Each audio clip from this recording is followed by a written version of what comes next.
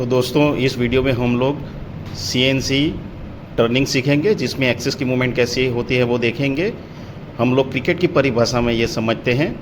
तो पहले आप लोग देख रहे हो कि टूल वर्कपीस को टच कर रहा है और वहाँ से हम टूल को रेफरेंस एक्सिस की ओर मूव करेंगे।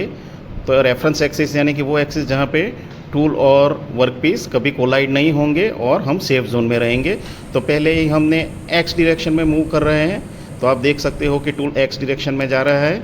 सिमिलरली हम लोग टूल को जेड डायरेक्शन में मूव कर रहे हैं, अलग अलग डायरेक्शन में मूव किया है। तो ये आप देख सकते हो कि टूल और एक्सिस दोनों एक्स और जेड एक्सिस में मूव करके अपनी सेफ पोजीशन पे आ गए हैं। अभी हम लोग CNC के प्रोग्राम को देखते हैं स्टेप बाय स्टेप। तो आप देख सकते हो कि O0011 यानी कि जो प्रोग्राम नंबर है। तो अभी दूसरा जो ब्लॉक है N010, इसमें दिखा रहा है G01 Z0.0 F0.5। तो ये हम लोग देख सकते हैं कि ये एक्सिस कैसे मूव करेगा। ये देखो, ये Z0 की तरफ जा रहा है। तो इसमें हमने देखा कि Z0 यानी कि वर्कपीस सरफेस पे हमने Z0 लिया है। सिमिलरली हम लोग अब N020 G28U0W0, तो ये वो पोजीशन है जिससे टूल वापस अपने रेफरेंस पोजीशन पे आ जाएगा। और ये देखिए टूल मैक्सिमम स्पीड से अपने रेफरेंस पोजीशन पे आ गया। हम लोग फिर से वो मोमेंट देखेंगे N030 G01 Z0.0, हम लोग रिपीट कर रहे हैं ताकि आपको Z0 और X की मोमेंट पता चले। तो हम सिमिलर ऑपरेशन कर रहे हैं। अभी फिर से टूल Z0 की ओर जा रहा है।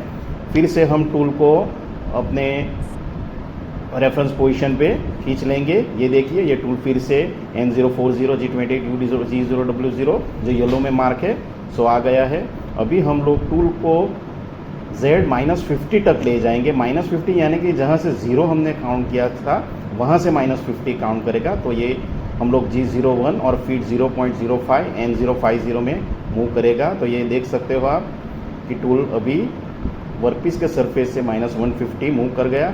और फिर से हम लोग यहाँ से रेफरेंस पोजीशन पे आ जाएंगे, सेफ पोजीशन। तो आप देख सकते हो फिर से वो सेफ पोजीशन पे आ गया। फिर से हम लोग Z-150 वाला मोमेंट देखेंगे ताकि आप रिमेंबर कर सके। ये N070 में, और फिर से टूल G28U0W0 पे आ गया है। अभी हम लोग X0 में ये मूवमेंट देखा टूल अपने रेफरेंस पोजीशन से X0 G01 X0 यानी कि टूल वर्कपीस का जो सेंटर है वो X0 बोलते हैं हम लोग। तो उस वहाँ तक टूल मूव कर गया है। अभी जो Z पोजीशन थी वो वर्कपीस के एक्सिस के पैरेलल थी और X0 जो है वो वर्कपीस के परपेंडिकुलर होता है। और फिर से हम टूल को रेफरेंस पोजीशन पे लाएंगे। ये देखिए ये रेफरेंस पोजीशन पे आ गया। जैसे Z से लाते थे वैसे ही इसमें भी लाए हैं। और अभी N110 में G01 X0 फिर से वो X0 तक हम लोग ले जाएंगे। तो आप फिर से देख सकते हो वर्कपीस का जो सेंटर पॉइंट है वहाँ तक ये टूल आ गया है क्योंकि हमने X0 दिया है। फिर से हम लोग G28U0W0 यानी कि रेफरेंस पोजीशन पे इसको लाएंगे, सेफेस्ट पोजीशन। ये हम लोग डिफरेंट डिस्टेंस ट्रैवल करके वापस रेफरेंस पॉइंट पे आ रहे हैं। तो ये दिखा रहा है कि आपको वेरियस एक्सिस की मूवमेंट खबर पड़े। अभी हम लोग X0 नहीं जाएंगे, N130 में X100 तक ही जाएंगे जो कि वर्कपीस का सरफेस जहाँ से शुरू होता है। तो ये आप देख सकते हो X0 जब जाते थे थोड़ा और जाते थे वर्कपीस के सेंटर, ये अभी वर्कपीस के सरफेस तक ही जा रहा है। फिर से हम G28U0 में उसको डाउन करेंगे रेफरेंस पोजीशन पे। फिर से हम लोग N150 G01 में X100 फिर से वो स्टेप रिपीट करते हैं। सभी में हमने स्टेप रिपीट किया है ताकि आपको लर्निंग में आसानी होगी। अभी N160 G20 फिर से हम लोग उसको रेफरेंस पोजीशन पे लाएंगे। अभी और हमारा N170 ब्लॉक है, N170 G01 X-50। तो ये X-50 यानी कि वर्कपीस की सरफेस से उस ओर की ओर जाएगा। -50 यानी जैसे मूवमेंट अंदर की ओर कर रहा है वैसे डिस्टेंस डिक्रीज हो रहा है। तो ये देखिए अभी 0 से भी ये -50 तक चला गया। फिर से हम लोग ये G28 यहाँ पे लाएंगे। फिर हम N190 में X-50 तक वापस ले जाएंगे, फिर 0.05 में। तो ये आप देख सकते हो 0 से आगे -50 डिस्टेंस चला गया। फिर से हम लोग उसको G28U0W0 में रेफरेंस पॉइंट पे लाएंगे। ये रेफरेंस पॉइंट को बार बार लाने में आपसे सिर्फ हम लोग ये दर्शाना चाहते हैं कि रेफरेंस पॉइंट किसको बोलते हैं। अभी हम लोग N210 में G01 X100 यानी X100 तक ही जाएगा।